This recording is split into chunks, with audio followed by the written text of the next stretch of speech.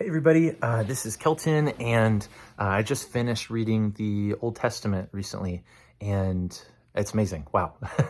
But I'm really excited to start the New Testament again this year, and to really delve into who Jesus is and to see it from the lens of the Old Testament. I think a lot of times as Americans, we don't have a very good understanding or appreciation for the Old Testament, even just the name Old Testament.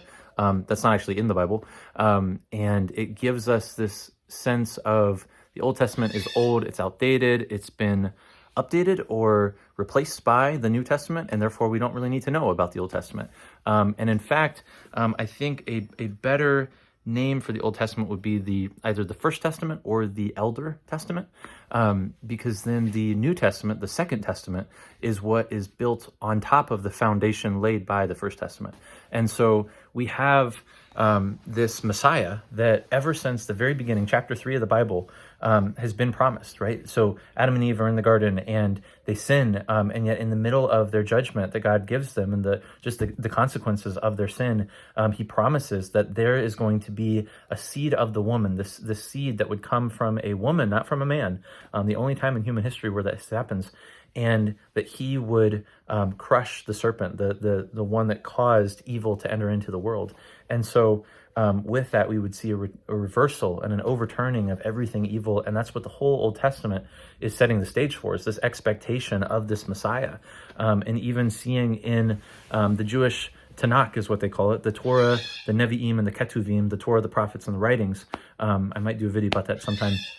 They go through and explain who this Messiah is going to be, and seeing different character foils of Noah and Abraham and David and all of these amazing people who reflect certain elements that we would expect to see in the Messiah, but are not the Messiah. They always have some kind of moral failure, some stumbling, or they die at such a young age that they can't accomplish the fullness of what God intends for them. And so we realize at that moment that, okay, this isn't the one we're waiting for. We're still looking for him.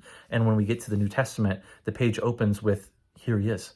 Like, this is the genealogy in Matthew of the Christ, the Messiah, the anointed one, the Mashiach. And so this is this grand opus that's being conducted, that's taken 1,500 years to develop, and now we're finally seeing the culmination of it.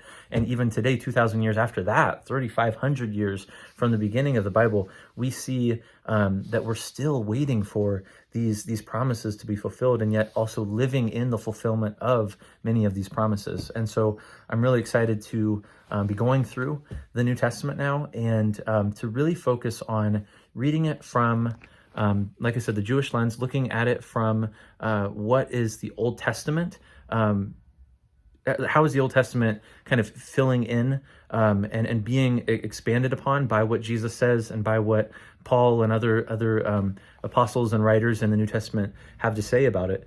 And yeah, so I'm just really excited, and I really want to focus on how in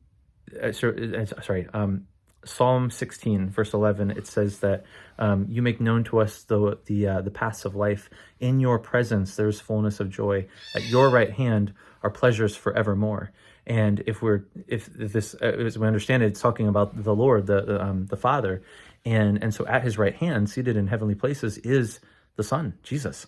And so this place of authority, this place of governance, is given to the Son, and it's at his right hand that there are pleasures forevermore. It's in Jesus that we find pleasures forevermore. And so I want to find those pleasures, and I want to help point others to that as we go through this. And so I'm really excited about that.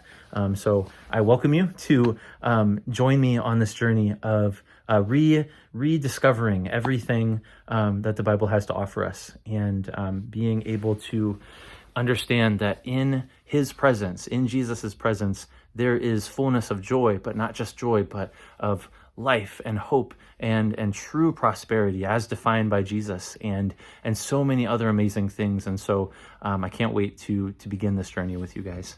Thank you so much for coming, and yeah, let's get started.